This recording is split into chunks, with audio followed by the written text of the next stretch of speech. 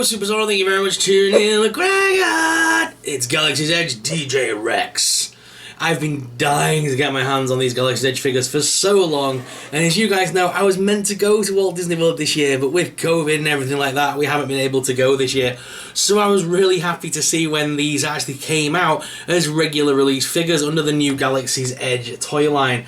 So I am really happy to have this finally in my hands. You guys know I'm a big fan of Disney parks, and we finally have R-3X, also known as RX-24 from back in the day when he was a Star Speeder pilot for Star Tours, and he was present during the Battle of Yavin. He was present for the final assault in the later films, and he's been a part of the storyline for so long in Hollywood studios that I was really happy when they brought him back with a storyline for Galaxy's Edge. Because obviously, once we were on the ride with him on the Star Speeder, and he brought us in the middle of a battle, and he brought us out, was it the Battle of Yavin? Which battle was it?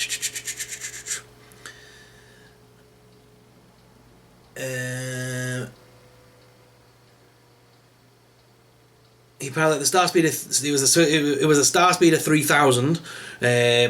While working for Star Tours, he accidentally brought the Star Speeder into a battle between the Imperial Navy and the Rebel Alliance. Though nobody was hurt, the accident resulted in being fired from the company. And he was also known for being present during the Battle of Jakku. But then he was kicked out because he caused so many problems. He kept putting the Star Speeder in harm's way, and so he was kicked off of being the pilot, and was eventually reprogrammed, which actually says on the back here, the story continues on the back of here, which is that Rex was recently reprogrammed to be a DJ in Oga's Cantina. Today he can be found playing the latest hits from around the galaxy in the heart of Black Spire Outpost. And apparently he also gives away Rebel transmissions. So guys, this one is an exclusive figure. These are available, I think, in Target in America. We don't have a Target here in the UK, so these came to our online retailers. They don't have a designation as they're a part of the new Galaxy's Edge Trading Outpost. They don't have any numbers in the Black Series, but they have given them their own fancy little sides, so you can put them in a part of your series with the orange tops and the sort of like camouflage bottom with the logo on the bottom there. So that's kind of nice as well. Let me go ahead and break this bad guy out of the packaging, because I've been dying to get my hands on him. Yeah, so basically over the years they've added onto his story bit by bit until eventually he was sort of recommissioned and sent on because he caused too many problems, and then a new pilot took over, and then if you've been to Disney parks recently, you'll know that he gets off to check something, and C-3PO basically takes his spot and ends up flying the ship. But DJ Rex can now be spotted in Oga's Cantina in Walt Disney World and in Disney California, Anaheim, where he can be spotted in Oga's Cantina as the resident DJ. I think it's cool that they gave him another purpose. Obviously, they had the old animatronic kicking about in the old ride.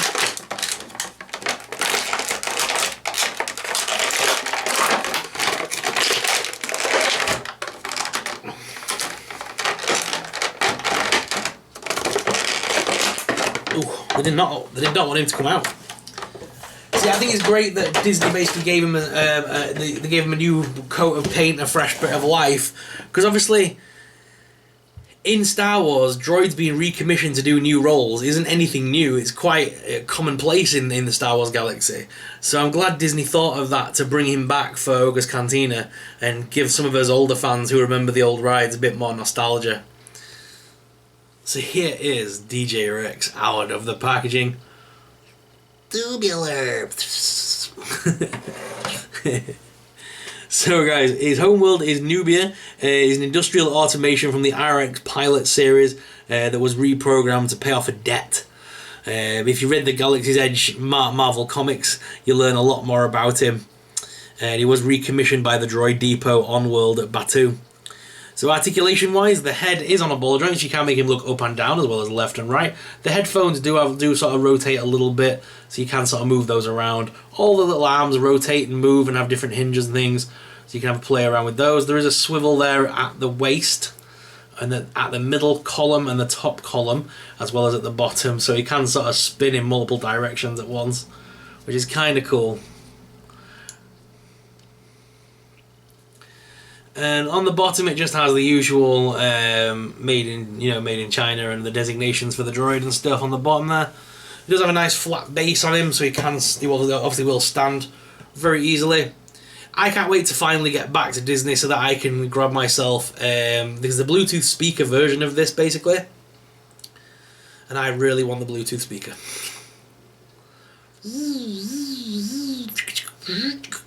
I like how all these little hands and everything open and shut, and they all move and rotate perfectly. And the paint apps on this are brilliant. Now, the best part about this droid is, with it being a droid and stuff, if his paint apps were to be a bit off and there's some warping and stuff, you'd expect that from this droid because he's been through some battles. And of course, he's a bit of a scrap droid that's been brought back with a new purpose, so you would expect him to have issues and things, but from what I can see, everything on this is actually meant to be there. It's been designed, but still, like I said, even if there was a few scuffs or a few marks, it wouldn't look out of place on this guy, to be honest. Now that Disney and Hasbro have the sculpt to make this droid, I do hope that they do go back at some point, paint him blue and give us the proper Starspeeder pilot as well. And you know what? If they ever made a 6-inch Starspeeder 2000 as a HasLab, I would buy one in a heartbeat. I would love a Starspeeder 3000. Starspeeder 3000 for my 6-inch figures to sit inside, because that would be epic. So guys, I'll go down to the desk cam to give you guys an up-close personal look at this figure, and I'll give you a little bit more information from the Galaxy's Edge pages about DJ Rex, or RX-24.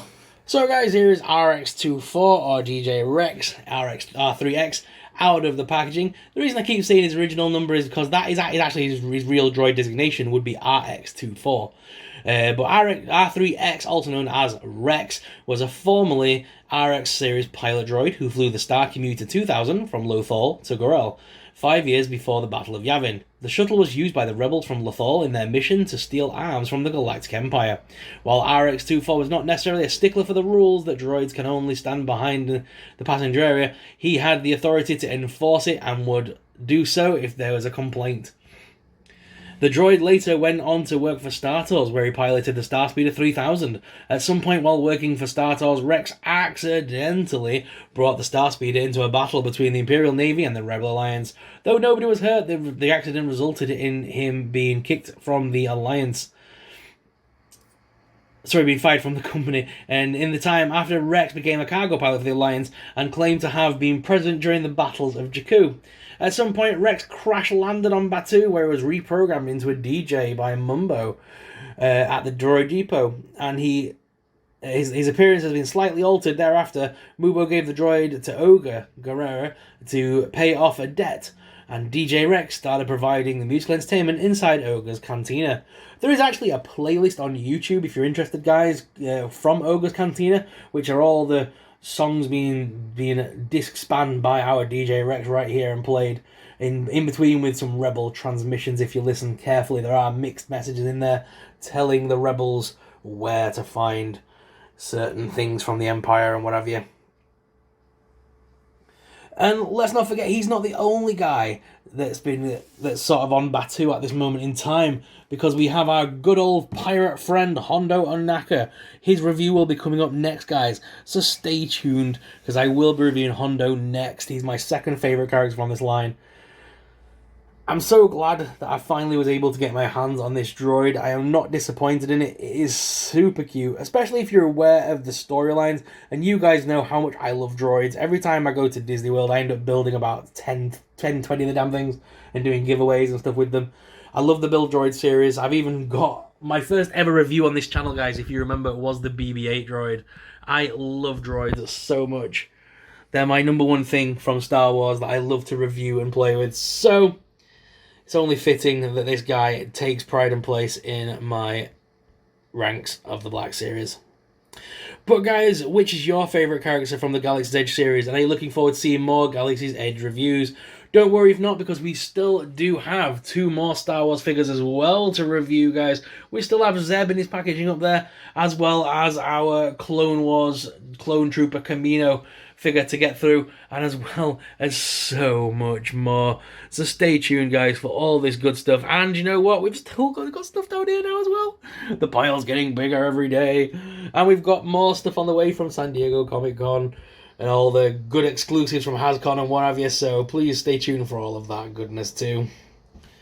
But guys, thank you very much for watching. As always, I'm your host, Soup Sorrel. But let's go back to the main cam and finish off today's video. So guys, if you want to learn more about our new droid friend here, you can do. He did feature in a couple of Star Wars Rebels episodes, including Droids in Distress. The original pilot, RX-24, was voiced by Paul Rubens for the Walt Disney Company, and he actually reprised his role in Star Wars Rebels, and as well for Galaxy's Edge to reprise the role of DJ Rex. So if you want to hear more about him, Droids in Distress is the Star Wars Rebels episode you want. I think it's part of season 1. And it's definitely worth watching if you're a fan of droids and things. And it's cool to see that they brought the Starspeeder 3000 and all of the Star Tours stuff into canon as a part of Star Wars Rebels. So if you guys enjoyed that kind of stuff and you want to see more about it, then please do check out that episode, Droids in Distress. Guys, thank you very much for watching. I hope you enjoyed this review. I hope it was a bit more informative with the backstory about the droid and stuff. If you did enjoy that kind of stuff and you want me to do that with more of the Galaxy's Edge stuff so you guys have a bit more backstory on some of these characters, then let me know in the comments down below and I can definitely do that in the next review. But guys, thank you very much for watching. As always, I'm your host, Superstar, and I'll see you in the next video. If you're new around here, make sure you hit like and subscribe. We've got a 30k giveaway coming up real soon. We're only about 1,000 or so away, so please make sure you hit that subscribe button to be a part of that chance to win. Thank you very much for watching, and I'll see you in the next video. May the Force be with you.